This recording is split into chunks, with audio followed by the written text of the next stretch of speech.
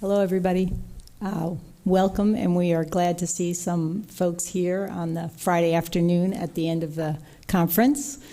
I'm Amy Stern, and I work for University Research Corporation, and I'm chairing this wonderful session on prevention of mother-to-child transmission, and we have 4 terrific speakers here. And I'm going to introduce the first speaker. Each speaker is going to talk for about 10 minutes, and then after their presentation, we'll have about 5 minutes for questions. But I think this is going to be a pretty informal group, so we'll be able to talk. So I'm going to first introduce Valerie Douiget, and she is a dermatologist who's focusing on STDs and HIV/AIDS care in Haiti. And she works as the HIV QI team leader at the National Center for Dermatology in Port-au-Prince. And I'm going to have Valerie come up and begin her presentation.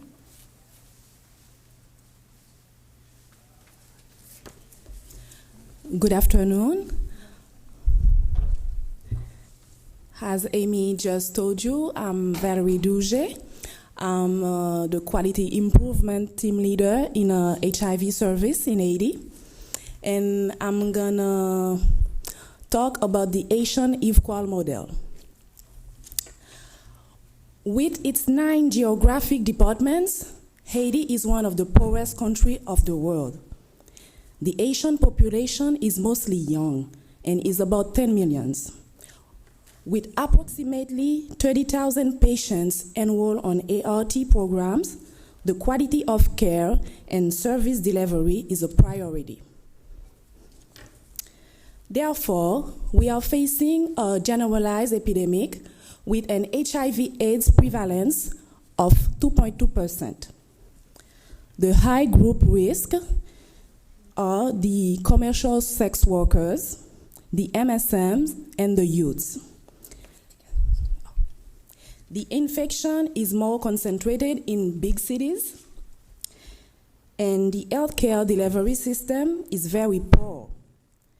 The management systems of care are very weak, and there is a high level of stigmatization towards HIV. Only 2 NGOs, PIH and GESCO, are providing integrated HIV treatment. The healthcare delivery system in Haiti is built such as, first, at the 3rd level, we have the University Teaching Hospital, which are public and have all specialized care and where young doctors got training.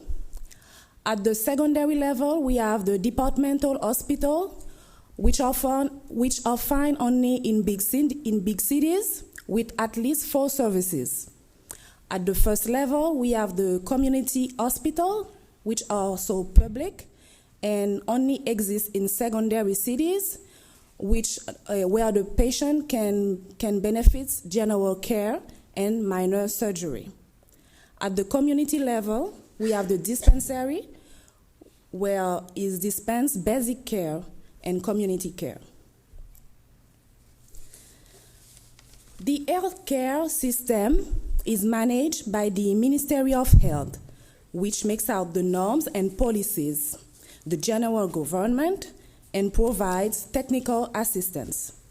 The Ministry of Health is represented in each department by the departmental directorate, which role is to implement, coordinate, and supervise. HIV was adopted in Haiti in 2007 by the Ministry of Health as a national program of quality improvement for patients living with HIV. Through a national advisory committee, 10 performance indicators were chosen. HIV started in 19 initial sites and then has spread to 50 in 2010. Data collection was expedited by the electronic medical record that we call also EMR.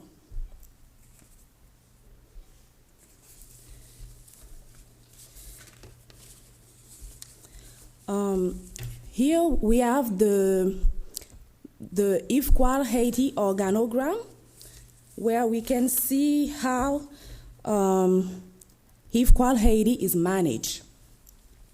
On the top level, we have the Ministry of Health with its technical secretary, The Ministry of Health directly supervises the National Committee and the core team. We have also the coaching team that controls and supports the Departmental Quality Improvement Committee and also the Quality Improvement Committee of the institutions.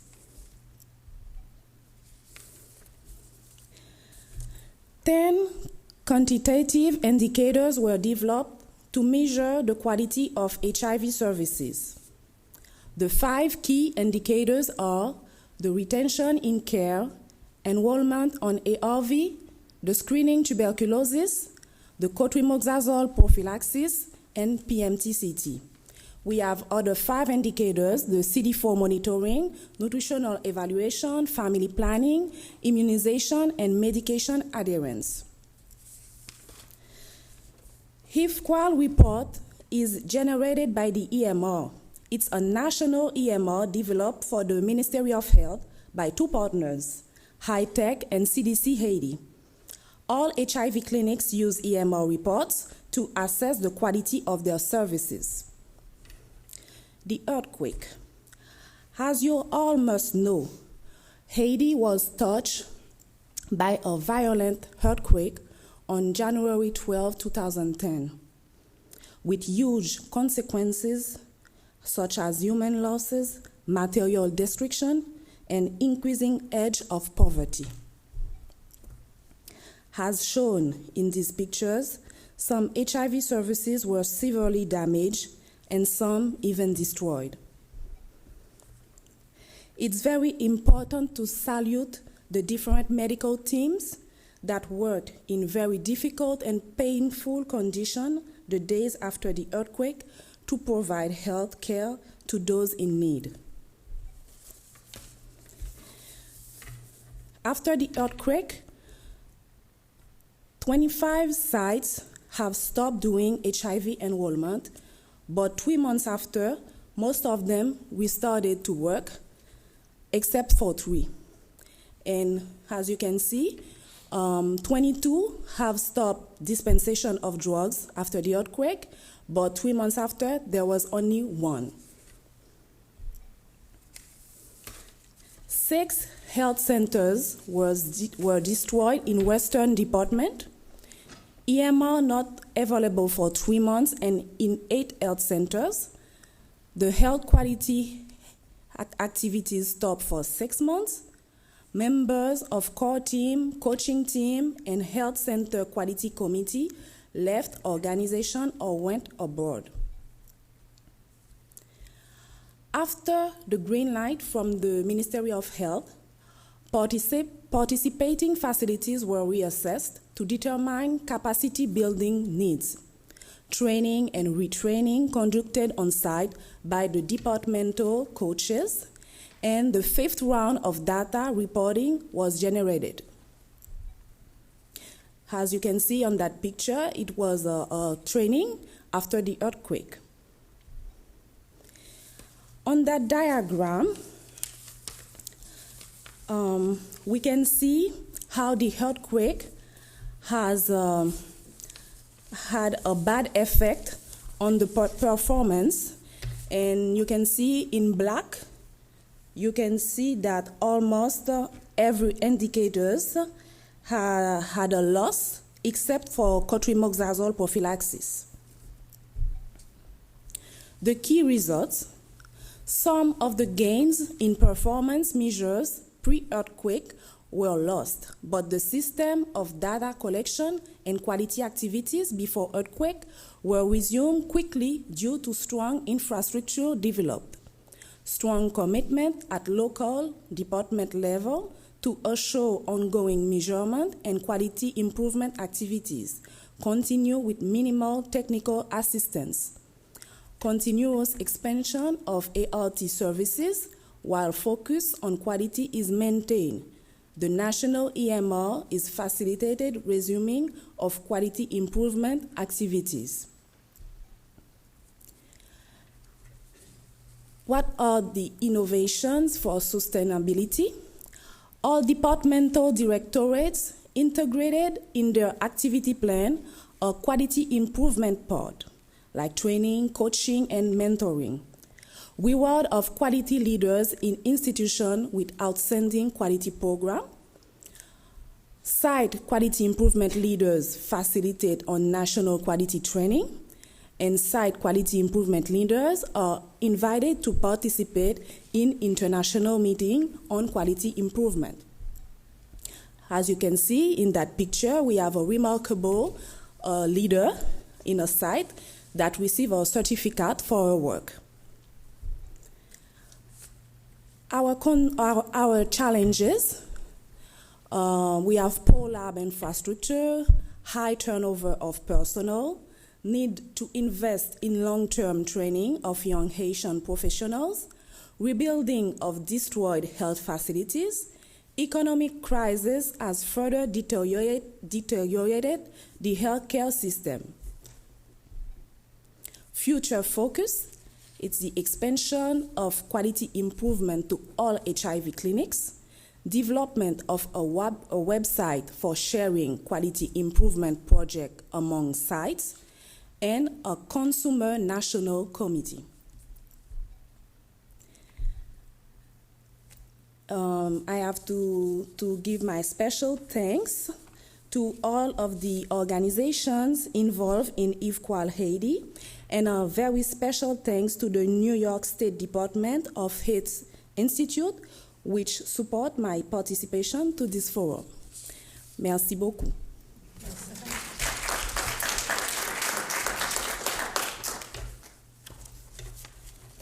Anybody have any questions for Valerie? Could you go back to the slide with the structure? With The structure of the system. Oh, okay.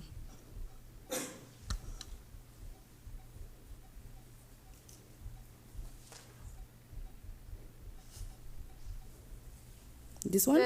Yeah, so what I was wondering was, since I was trying to understand it a little better, was the quality improvement and the only for HIV, or is the quality improvement now a national, is it the whole health system have a quality assurance committee? For now, it's only for HIV, but we are working to spread it to all health service. But for now, it's only HIV. And who sits on that committee? Who are the members of the committee? The national committee, the leader is the general director of the Ministry of Health. And the other members?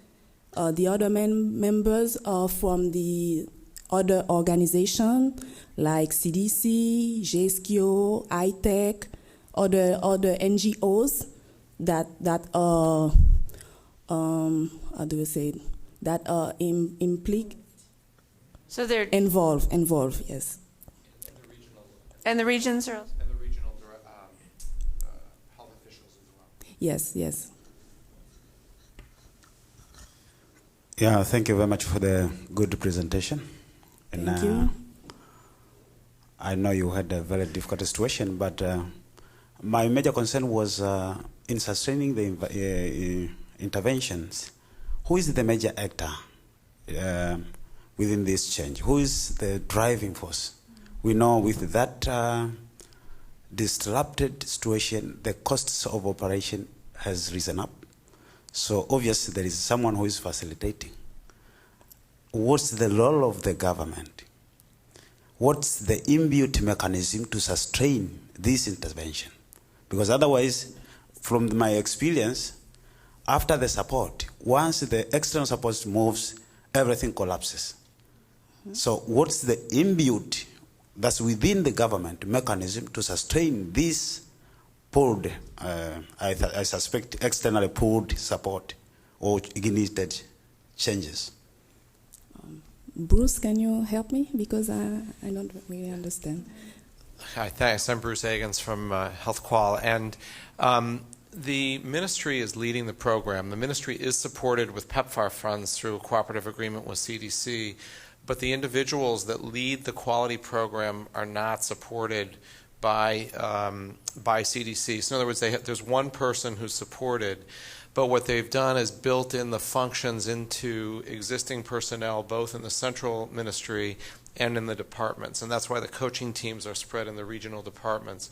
And then the technical assistance comes from donors and with us, and then now they've been building the capacity, so our QI experts in country that are doing the training going forward. So the idea is to slowly build up the capacity both in the national government and in the regional government offices so that they can continue.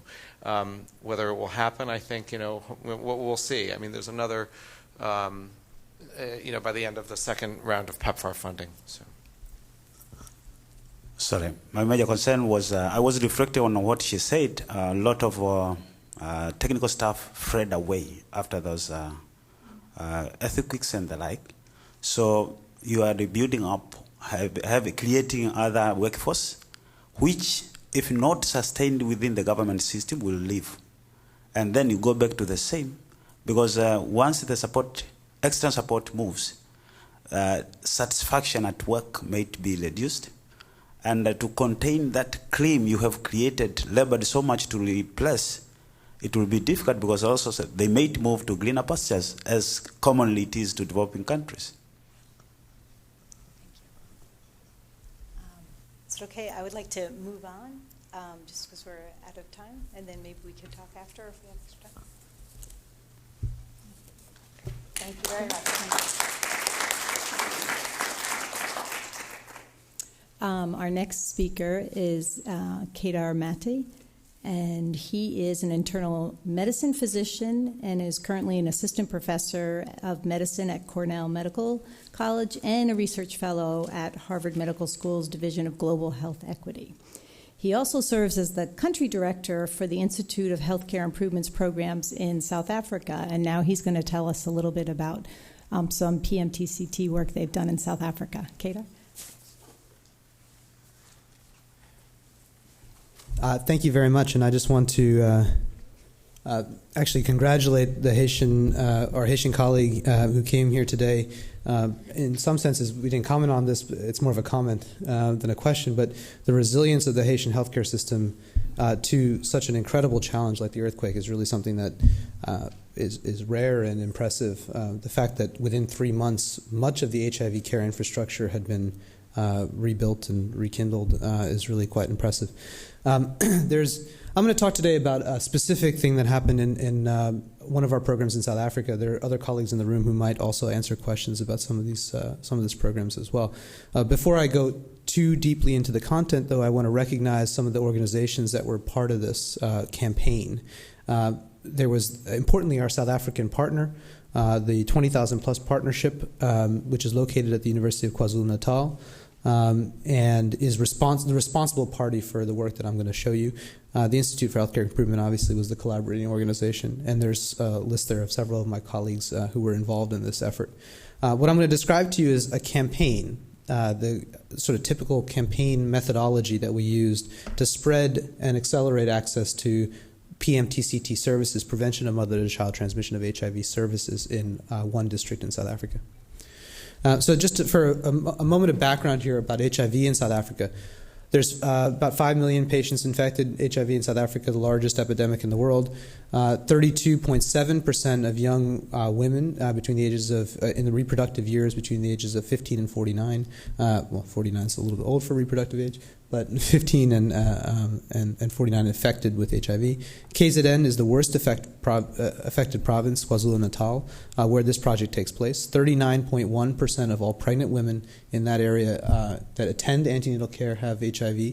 And I think this is an important comment. We're sitting in Amsterdam at the moment, and perinatal HIV transmission here is considered a rare event, is an unusual phenomenon. In 2007 in the United States, the country where I'm from, only 51 babies in the entire country were born with HIV infection.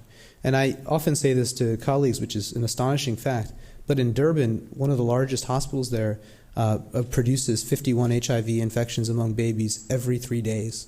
So just to give you a sense of kind of the difference in the scale of the epidemic and problem in the places that I'm referring to and talking about here.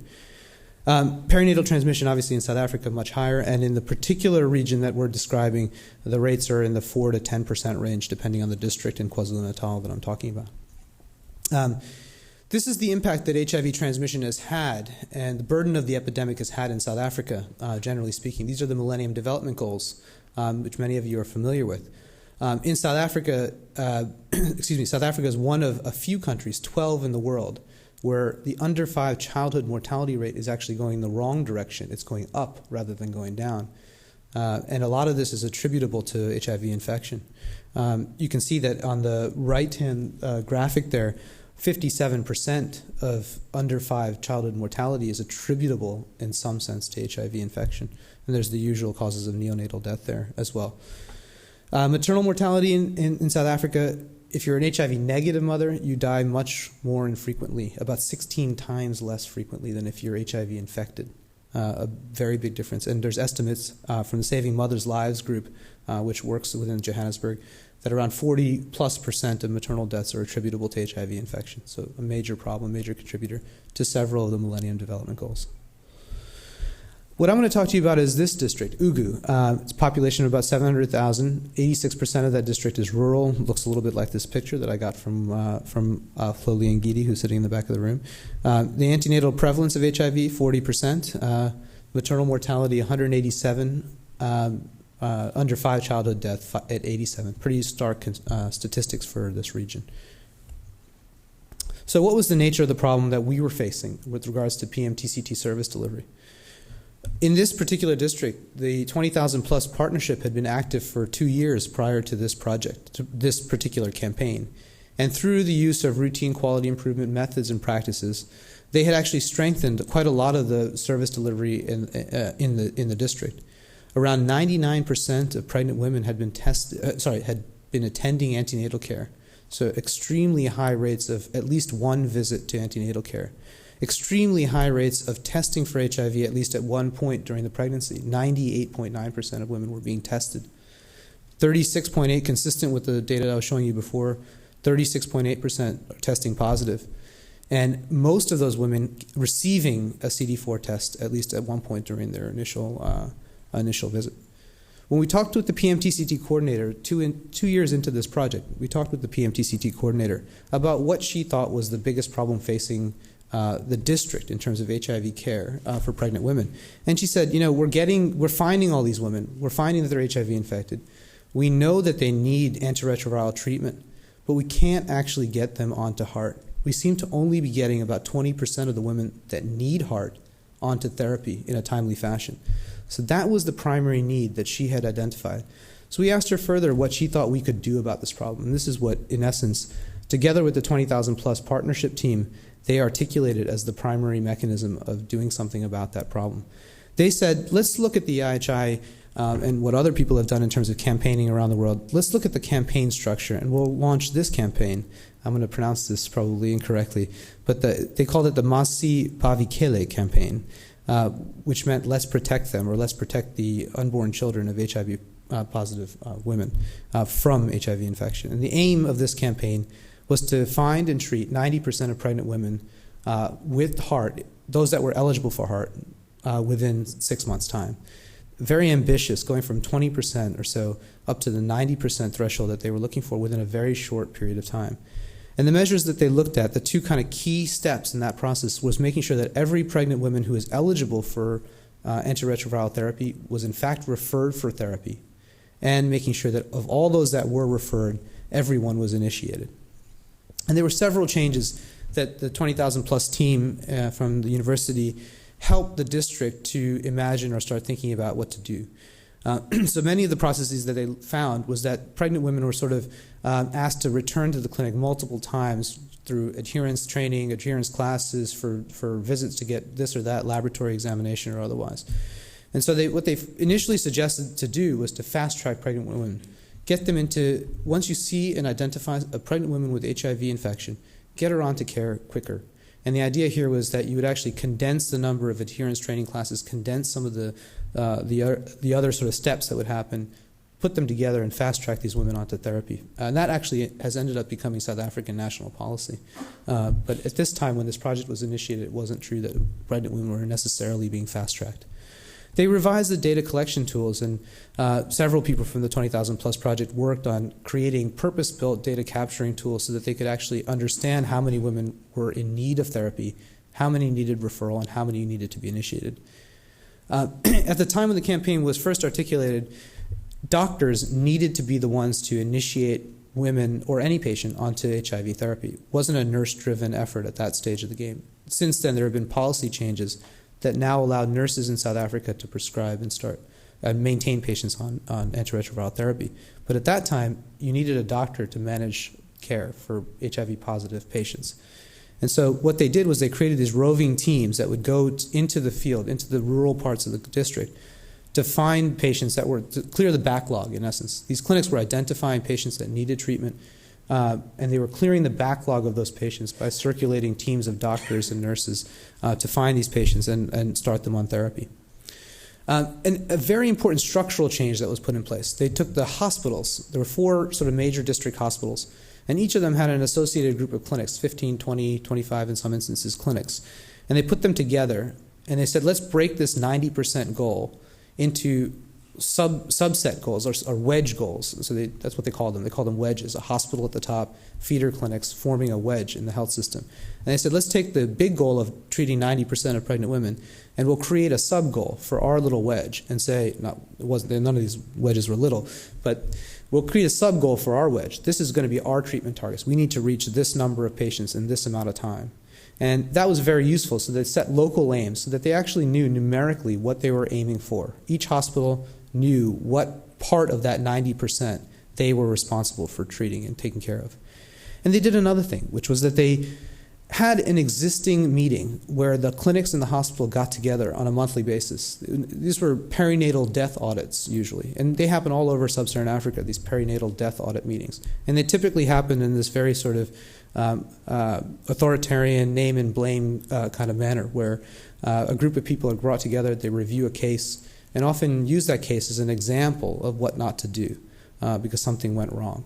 And instead, this group started looking at their PMTCT enrollment data. They started looking at how many patients were referred for care, how many patients were being initiated on antiretrovirals. They used these perinatal meetings as a mechanism of actually understanding how much progress they had made towards the campaign objectives. And I think that process, if we talk about sustainability, that process has really stuck with the district for the future. So they've really changed an existing meeting. They've transformed it into an improvement meeting, a quality improvement meeting that is really stuck with the district moving forward. So these are some of the results. And in contrast to a typical improvement talk, I've done this in the way that enumerative statistics are presented, and I'll show you the improvement data in a second. But what I present here is referral rates on the left, initiations of those referred, and then the overall numbers of initiated of those in need. And I present baseline in blue, the intervention 6-month period in red, and then the post-intervention 6-month period in green as the sustainability or the post-intervention period. And you can see that the referral rate went from 65% to 97% from the baseline period to the sustainability period or the post-intervention phase. And a similar sort of rise in initiation rates, 52% to 85.4%. And then if you put them all together, how many patients were being initiated? They set the goal of 90%. During the intervention, 62.6% were initiated of those in need onto antiretroviral treatment. And in the post-intervention phase, 83% of pregnant women who needed antiretrovirals were being consistently, on a monthly basis, initiated in therapy. And these comparisons using enumerative statistics are significant, particularly between the baseline and the post-intervention phase. This is the data, similar data, but presented instead in the sort of typical improvement format. And now, by convention, I'm trying to do this in both ways because I think it's important for us to see this both from an improvement perspective and from a scientific perspective. So here's the referral rates on a control chart. And you can see, the numbers of clients that have been referred, and you can see the growth here. And I've broken it down into the baseline period, the intervention phase, which is where you see, around September there, where you see the initial step up, and then in the post-intervention phase there. And you can see the rise in the rate. The same was true of those initiated in care. And there's a bit of a question here towards the end around what's happening with those 2 data points that fall below the control limits at the end. And the truth of the matter is that there are data abnormalities and inconsistencies here. We do know that the data since July of 2010, when this abstract and this presentation was made, has returned back up to the levels that we were seeing in the beginning. So the limitations of this work, I think, that are important to acknowledge here is that we don't have a concurrent control group. This is a district in a corner of KwaZulu-Natal, and to find a control group and to match it is challenging, I think, to find a match for a district. We don't have a concurrent control in this case. We have a highly functioning district management team. When we went and asked the PMTCT program manager what her challenge was, she could put her finger on it within about 30 seconds. She knew exactly where her problems were. And she also knew how to spread a change, which is not necessarily consistent across all places. So the generalizability of our findings, I think, are limited in some ways by the fact that we had a highly functioning district management team. There were new guidelines introduced in South Africa, many of you will know, in April of 2010 that raised the CD4 threshold and increased the fast tracking of pregnant women, made pregnant women a priority group, etc. But a lot of the changes we saw in the data actually preceded this April 2010 new guideline change. I think what's happened with the guidelines is that we've built a more sustainable system. Actually, a lot of the things that were produced in the changes were part of the new guidelines, but they weren't necessarily responsible for the change. And then finally, as I pointed out with that last 2 data points that I showed you at the end there is a question around the reliability of the public information system. So all of this relies on the routine public health information system, and our results are only as good as what's represented in that information system. That was a strategic choice of our program, that we weren't going to set up a separate data collection apparatus, but I think that is a limitation here. So our conclusions, briefly, the campaign models can work in low-income settings. Simple interventions like the ones I described really were the most effective ones. District leadership matters, and having a strong district management team was what made this project, I think, somewhat successful. And having a good change package that had been worked out was very helpful. And the sustainability period, I think, really is where that April 2010 guideline change comes in. That was facilitated by those policy changes that we've seen. So thank you.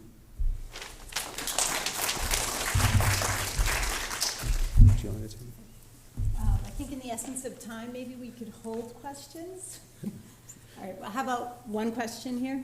Just a quick question. Thank you, very interesting. I'm curious, in these sites, the feeder clinics in the wedge system, do each of those have access to ART, or are you referring women to a district hospital and they have to travel for that? It's a very good question. I think in the beginning of the campaign, not every site was actually delivering ART themselves. They had to be packaged and processed and sent to another site where they were actually being put onto therapy, which was part of the reason why we needed those roving teams in the beginning. But now, actually, since the guideline changes, there's been significant increase in the number of actual ART initiation sites throughout the country. So quite a lot has changed since the beginning of the campaign, including that important change. Really quickly, so great talk, Kedar, and just 2 quick comments and a quick question. One is that the sustainability model, I think, is really key, and I think we've seen this in other countries where building and piggybacking onto an existing committee is really important, and in other places where there isn't one, to figure out a natural way to bring people together to do this, really, really key. I would argue that you probably don't need to say that not having a control group is a limitation. I think you don't, in terms of a public health model, in terms of really moving this forward, that it's important that we don't try to impose another paradigm on this. And then my quick question is, or maybe not quick, I'm sorry, Amy, so I'll give you that I think I heard you say that there was some way to estimate the number of women who needed to get into care, and I was wondering, that's a challenge, to go out and estimate what's the population you're working with that's eligible. Did you have a way to do that, and what was it, real quickly, and we can follow up on details later, so thanks. Yeah, so we've been doing this sort of estimating based on population size, ANC prevalence rates, and rough calculations of looking, sort of using historical data, using kind of a basic estimate of kind of what the estimated need would be. So it's a calculation. It's really kind of working backwards from population, your general population that's in their reproductive years, and what the ANC estimates are. IHI has two things that are of importance to this. One is a general heart calculator, not necessarily just for pregnancy, but for the adult population generally. That's published and is on our website. It's just called the IHI Heart Calculator, and there's a PMTCT version of that calculator that helps us estimate how many pregnant women require HIV therapy. Thank you, Kedar. I would like to introduce our next speaker, which is Philip Ciampa, and he is a physician and a public health specialist, and currently he's a clinical instructor in the departments of medicine and pediatrics and a faculty member of the Vanderbilt Institute for Global Health. And he's going to come and talk to us about some work that they've done in infant retention in Mozambique.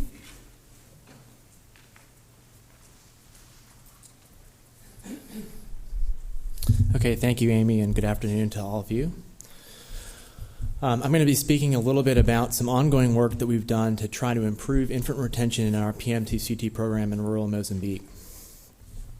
As many of you know, successful prevention of mother-to-child transmission of HIV requires a cascade of steps, and failures along any one of those steps can lead to overall systems failure. Perhaps for that reason, in part, many programs lack ideal outcomes, and these things are often elusive. Two examples from the recent literature are from the Pearl study that showed that coverage of nevirapine prophylaxis was only 51% in 4 African countries. In another study in Malawi, just over half of all infants that were eligible completed HIV testing. And so strengthening health systems has been cited as one strategy for improving care of HIV-exposed infants. That's really why we're all here today. Our work takes place in Zambezia province, Mozambique. Mozambique is in southeastern Africa, and it's one of the least developed countries in the world. Zambezia is in the middle of the country, has a population of 4 million people, and 20% incidence or prevalence of HIV. Vanderbilt sponsors an organization called Friends in Global Health that supports HIV services at 12 district hospitals in the province.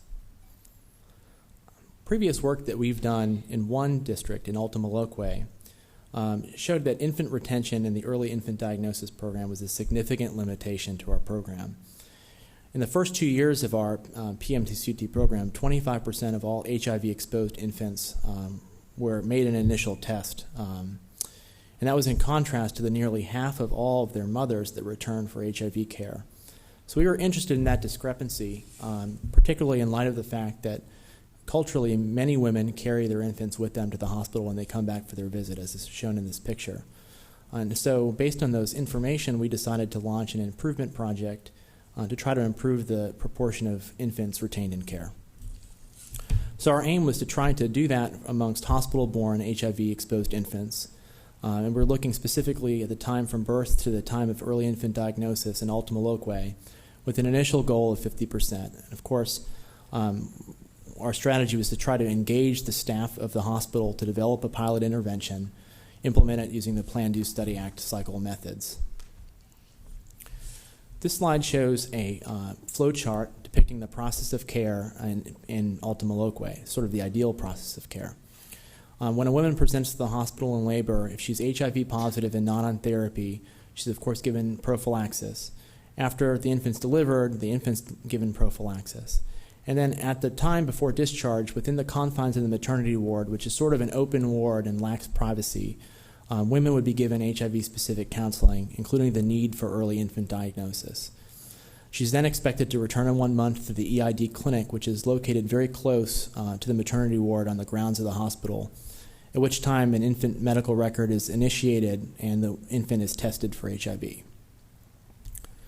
Discussing with the nursing staff of the hospital, we were able to identify several barriers. This is a partial list.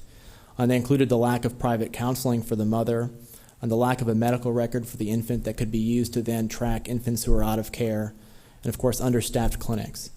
There's also the perception that patients had poor understanding of the need for EID. They had stigma associated with their disease, of course, and lack of transportation. So based on these barriers, we attempted to redesign the process of referral. So in the process, what we called enhanced referral, women at the time of discharge from maternity were offered direct accompaniment to the site of the EID clinic by maternity nurses. And in the privacy of the EID clinic, they could be given counseling, and also the medical record could be initiated for their infant. And of course, similar to standard care, she would be expected to return in 1 month for testing. We implemented this in September of 2009. So to evaluate this, we chose a before-after study design to test the impact of enhanced referral. All HIV-infected women that delivered a live infant in Ultima Loque in the hospital from January 2009 to 2010 were eligible. Our outcome of interest was the proportion of infants with an initial EID clinic visit within 3 months of birth.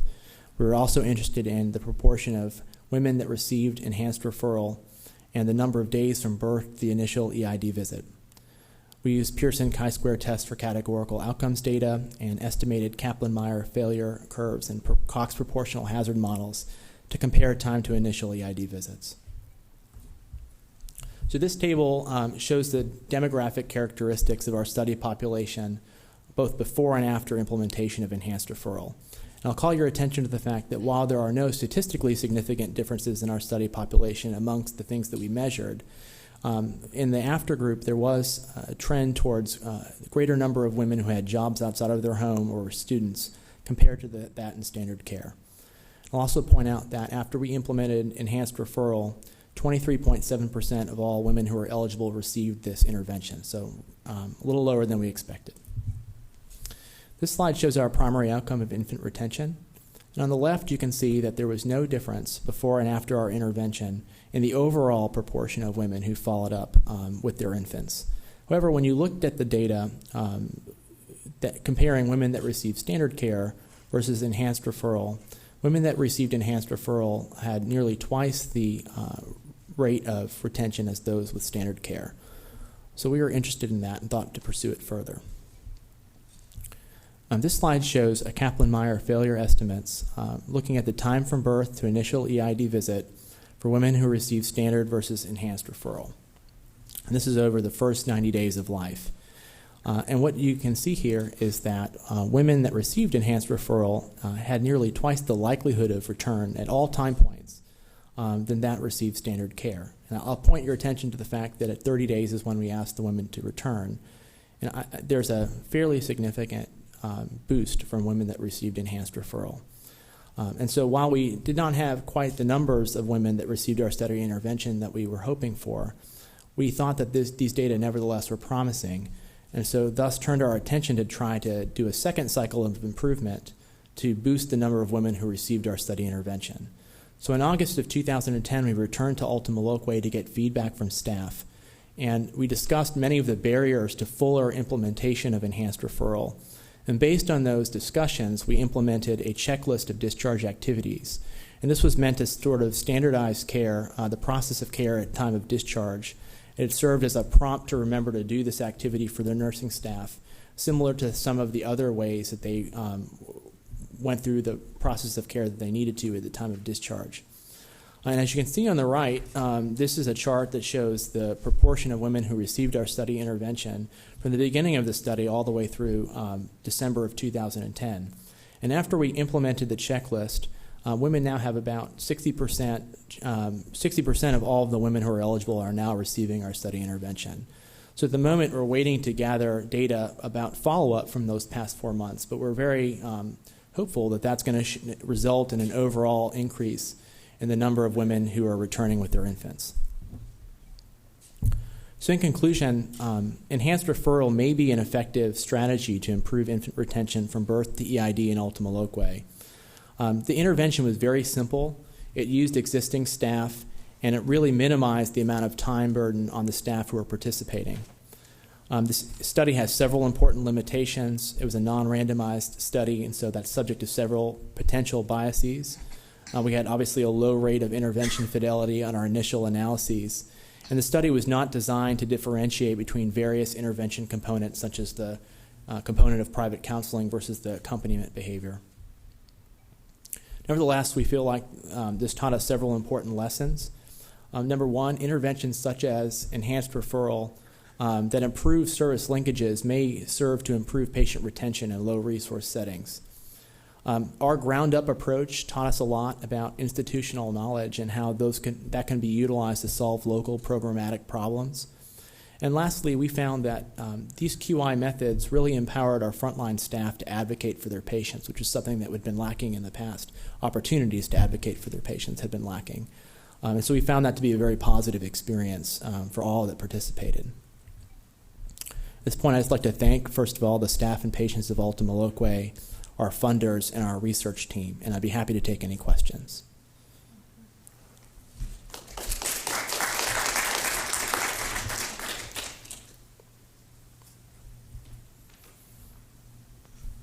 Thank you for that very interesting presentation. I was wondering if you have the problem in Mozambique of mobility of women going to deliver in one facility, then taking their children for follow-up, maybe somewhere far away or in a nearby facility. We've had to deal with this problem a lot in our work in various African countries, but we haven't done anything in Mozambique. I was just wondering.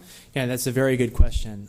So it's hard to estimate exactly what the proportion of women who migrate out of care is. In this region, the distance between various health centers is pretty far. And so without other transportation, it'd be challenging to do that. I think we estimate about 10% of women are moving with migration. So it's certainly a factor, but I don't think it's the primary driving factor in our loss to follow-up.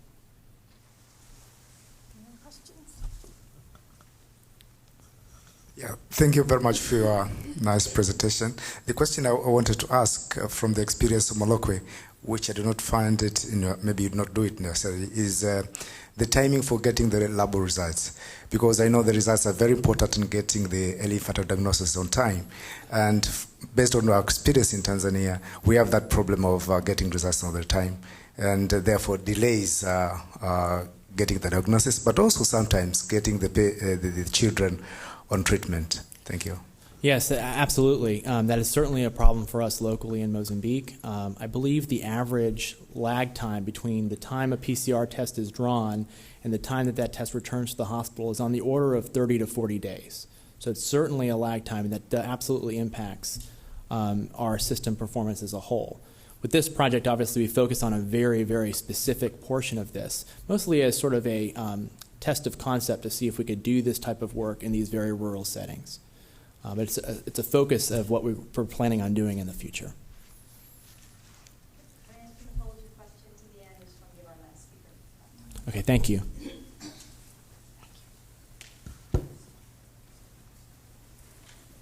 Okay, I'm going to introduce our last speaker, and this is Maria Najjemba, and she is a district nursing officer at the Mayuke District Health Office in Uganda, and she coordinates the quality improvement care in the district, and she's going to tell us about some work they've done in early infant diagnosis for HIV.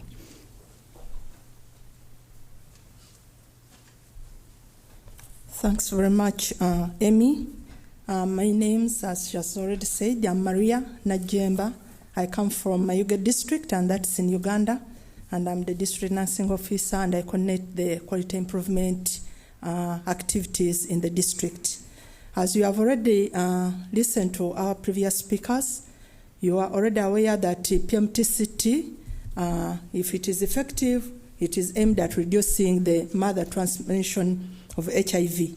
And if we do that, we are going to reduce on the costs or the expenditure which we incur when we are treating HIV-exposed infants. So in Mayuge District, we have embarked on an intervention on how best we can integrate EID into PMTCT, and we are looking at a situation where we can really get most of the babies captured in these health facilities. So Mayuge District is situated in the eastern part of Uganda, 120 kilometers from the capital city of Kampala, and has a population of 431 people. The improvement which we embarked on was done in 5 health facilities, and those are the ones which are providing PMTCT and pre-art and art services. This intervention was tested by the district health department where I work and where I coordinate the QI activities, and we worked in conjunction with the health facility health workers. And our focus was mainly on the PMTCT program, mothers who were in the PMTCT program, and those exposed infants. So maybe before we went to the problem, before we realized our problem, I would like to inform you that in Mayuge district, we are working in collaboration with HCI project, and this HCI project has trained health workers in quality improvement. So we are trained to identify gaps in our existing services as we deliver the services. So through this, we drew up what we call flow charts, and these flow charts, when we did it in the PMTCT services, gave us the gaps which we are going to address. So we found out that in Mayuge district, we had poor linkages between PMTCT and early infant diagnosis. We couldn't link these children who are being exposed to the mothers whom we are seeing. We are seeing more mothers who were HIV positive, but when it came to looking at the numbers of babies who were exposed and whom they were giving care, we are capturing about 33%. So we concluded that the exposed babies were missing being tested or getting the necessary care, and we didn't have knowledge on what was the effect of our PMTCT program in the district. So what did we do? When we realized that problem, we requested Ministry of Health with another implementing partner, Stacy, to train our health workers in EID care, and also get us tools and tools like registers, like appointment books, so that we can track these HIV exposed babies. So we got also the support. We supported these health facilities and established what we called EID care points. So what did we do? We got a room in each of these health facilities and created an EID care point where we could see all these babies. And we put there health workers who could counsel. We got also the tracking tools. We got all the PCR testing kits. And we made sure that we put referral forms at each of the entry points where we could get these babies, like the outpatient departments, like the postnatal departments, like the maternity wards, immunization sites.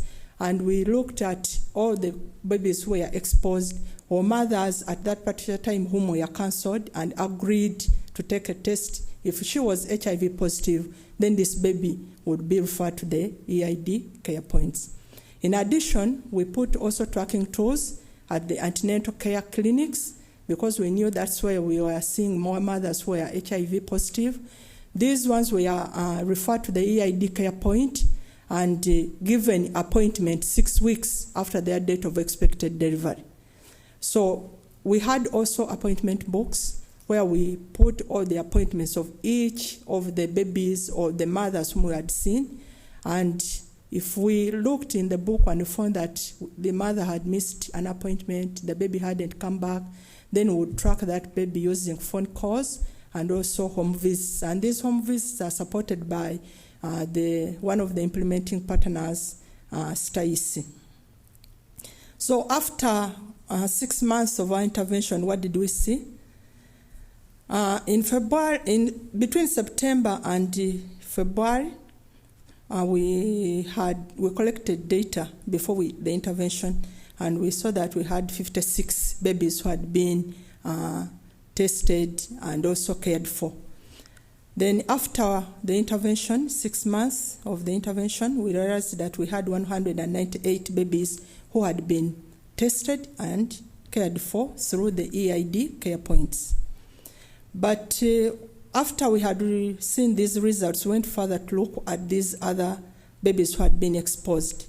So we found out that 15 of these babies were found positive, and because we wanted to link this to PMTCT and the interventions which we are doing, we went further to analyze this data and found out that out of the 15 babies who had been exposed, 11 had mothers who had never been on any PMTCT regimen, and then 2, their mothers had single-dose nevirapine, and the other 2 who were twins, their mother had practiced mixed feeding prior to the first PCR, so they had turned positive. So what did we learn from what we had implemented? We think that the EID care points provide a platform for regular care and follow-up of exposed babies. If we hadn't created these EID care points in these 5 health facilities, I bet we wouldn't have had any changes. Small tests of changes like establishing these EID care points help integrate exposed infant care into existing systems, making the entire process cost-effective. These EID care points don't cost much. We just put a room, we got the tracking tools, we got the health workers with counseling skills, but you can see the changes they have created as getting these babies being tested. And sensitizing and mobilizing caretakers of exposed babies increase uptake of the required services. Because we looked at these mothers, we health educated them, and when we talked about the EID care points, we can now see results that it's not only through the entry points that we are capturing these mothers, but we have now started getting self-referral to these EID care points. Just people coming from the communities and saying, can you please test me? I want to see whether I'm HIV positive so that my baby can get treatment. So in conclusion, supporting sites in establishing EID care points can help improve tracking of these exposed babies, and also centralizing EID services help healthcare providers give better services to these HIV exposed babies. Infants whose mothers had access to ARV, as we have already seen, we are likely to acquire HIV. We are less likely to acquire HIV infection. So, ladies and gentlemen, through the EID care points, we can have healthier baby although they are exposed. Thanks very much.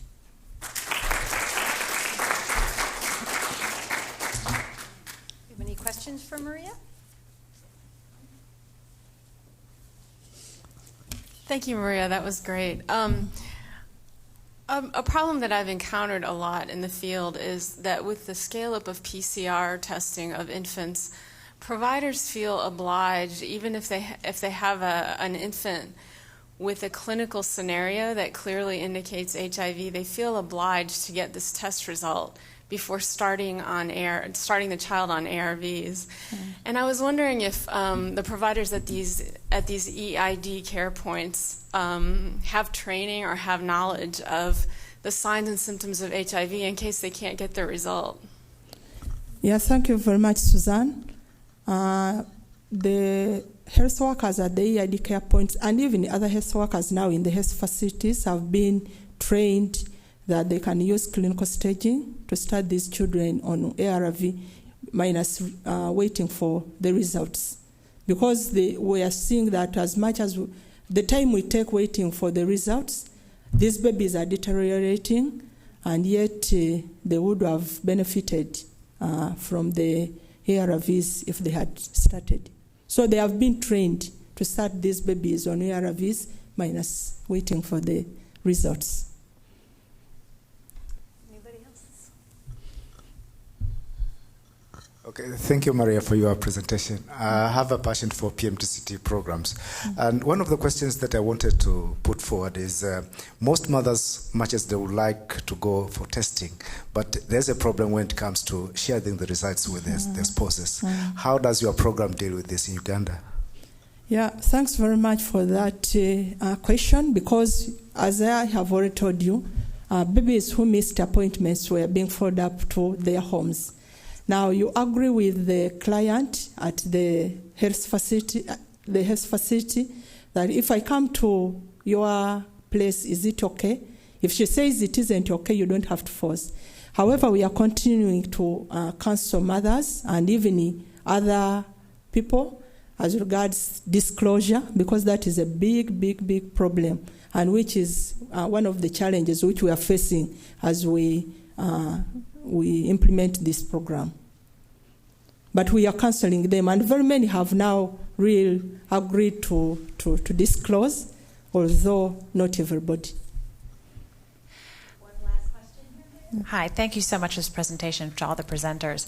I had a question, especially what struck me is that you did some great follow-up care and were able to actually talk to the mothers and bring them back, which was wonderful.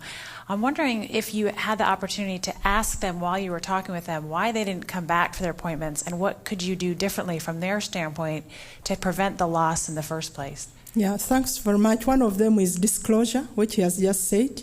So if a mother thinks that he has not disclosed to the partner, would not feel so comfortable to be followed up. But what really make them not come back, most of them say they forget the dates of when they are supposed to come back.